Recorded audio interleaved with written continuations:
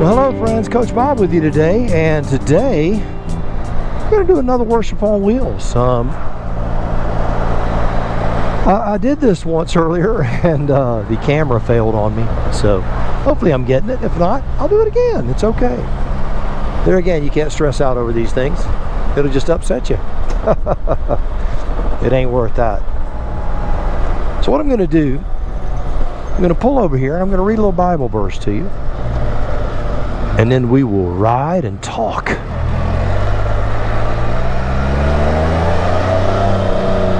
All right, right here. This looks good. Just pull over. All right, so this comes out of Luke chapter 6, verse 45. And it says this: a good man brings good things out of the good stored up in his heart. And an evil man brings evil things out of the evil stored up in his heart. For the mouth speaks what the heart is full of. Wow. Tough words there, huh? You know, the Bible describes as the tongue as a rudder. The rudder of a ship. And that you can, you know, it can turn the boat. That little rudder can turn that big giant boat. And you know what? Your tongue can turn your world upside down, man. It can do it. You can say things, man, that crush your wife and hurt your children's feelings. You can destroy friendships. And here's the crazy thing: the closer you are, the more deadly and accurate that rudder is.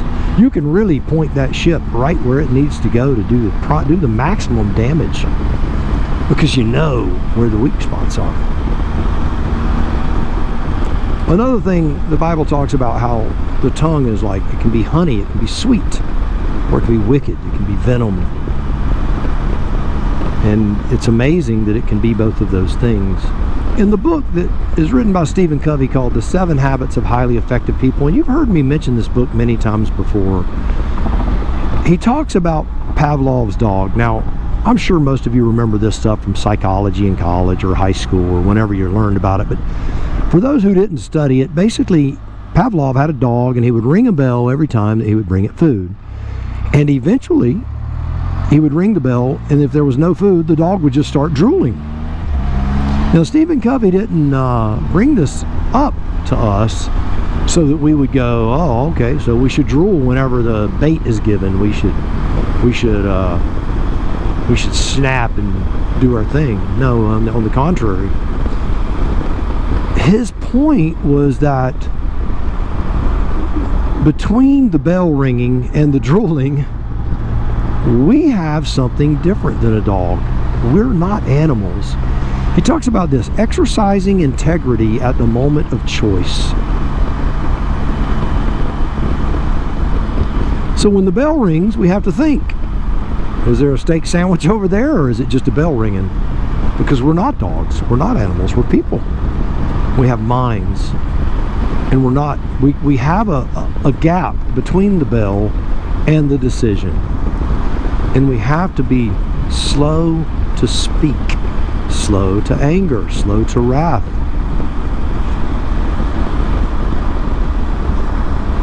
You know, this stuff sounds awfully simple, doesn't it? Why is it so hard? Why is it so hard to just control the things we say? And we end up saying hurtful things or hateful things, then we go, man, I wish I could take that back. I think a lot of times it's because we want to win. Have you ever done that? You're just in an argument and you just want to win at any cost, right? It doesn't matter if you're right or wrong, you just want to win. Have you ever said something, I'm going to pick on you gentlemen here for just a minute. Have you ever said something to your wife and you don't even realize it's coarse, right? And you turn around and there it is, man.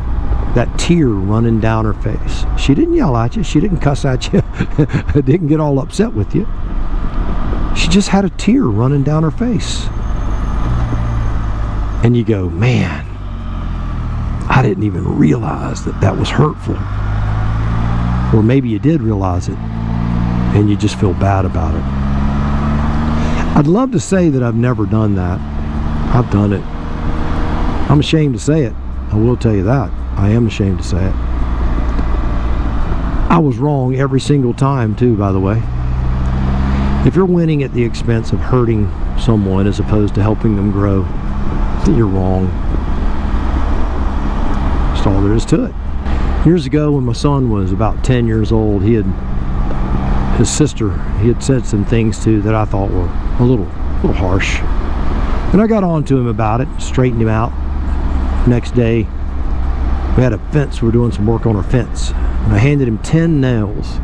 So I want you to go out to that fence, I want you to drive each of these nails about that far into the fence. Not far, just, you know, ½ inch, 3/4 of an inch into the fence. Into that post right there. In as tight a circle as you possibly can, just do that for me. So he did that. And then he goes, how's that look, Dad? And I'm like, that looks great, man, that looks great. Now, do me a favor, go out to the fence and pull all of those nails out of the fence. And he goes, oh, why? I'm like, just do it, man. Just entertain me. So he did.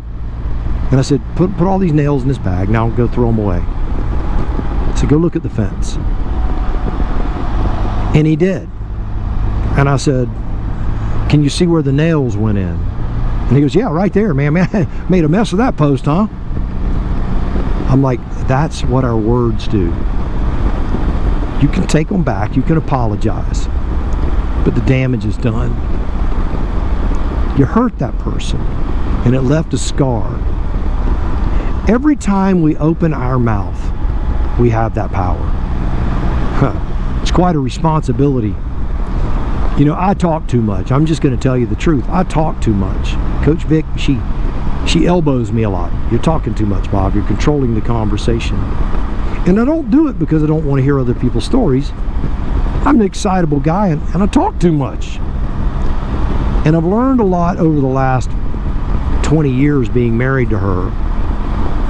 And I've had to shut my mouth a lot more than I normally would. And I'm better for it. I'm going to tell you, I've learned a lot more. I learn a lot more when I'm listening than I do when I'm talking. Ain't it funny like that? I didn't know it worked that way. I thought I learned by me running my mouth. No, that's how we learn. We learn by listening to what others have to say. And sometimes that means listening to something you may not even agree with. You know, when it comes to arguing and all that stuff, or even trying to help someone, what we're prone to do is we give them our position on it so that we can sound smart or whatever. Whereas if we listen and we're slow to speak and we spoke out of the goodness that's in our heart, right? The words that God put on our heart, not the words that we put on our heart. It's easy for us to put words on our heart. We want to sound smart and important and all that stuff.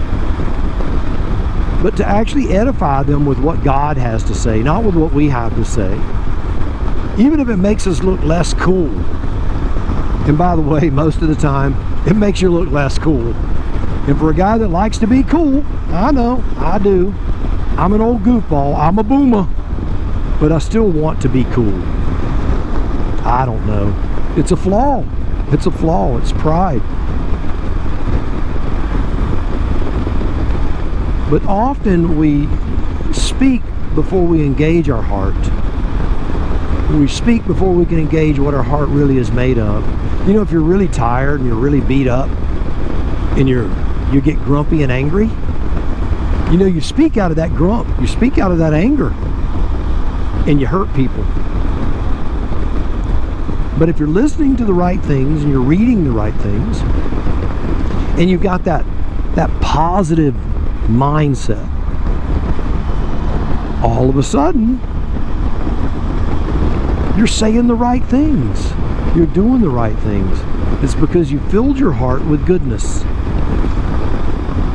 One of the things that I always like to do is physical manifestations of spiritual things. It's like this: if you eat a bunch of garbage and you don't work out, you're going to look a certain way. You're going to be out of shape. Doesn't mean you're not a good person, you're just going to be out of shape. I don't care, you can't escape it. The same holds true with our spiritual person within us. If we feed it garbage, we will be spiritually out of shape. We're just unfit. Whether we want to admit it or not, we just are. Be careful what you feed it. Feed it the right stuff. You know, the Bible talks about, you know, it being solid food, spiritual food. Eat the right stuff. You know, the words that come out of your mouth can validate how much you love someone and validate how important and valuable they are in your life. So make sure that when you open your mouth and you say the things that you say, that they're edifying, they're growing, they're helpful, they're encouragement to the people that you love.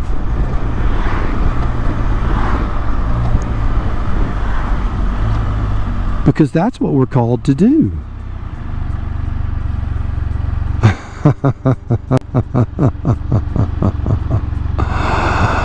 Oh my goodness, this guy's blocked a lane on a blind hill. Oh. Oh, we got plenty of room. It's okay. It's okay. There again, I could speak out of anger, right? But I'm less prone just talking to you like this, not to have an outburst of anger when something gets in my way and slows me down.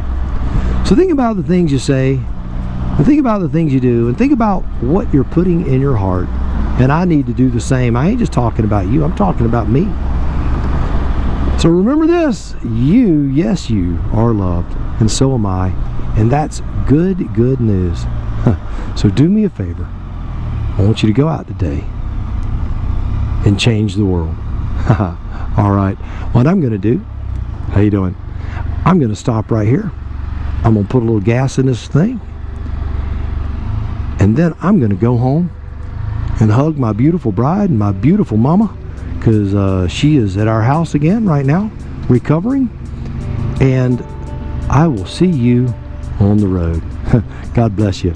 We'll talk to you real soon.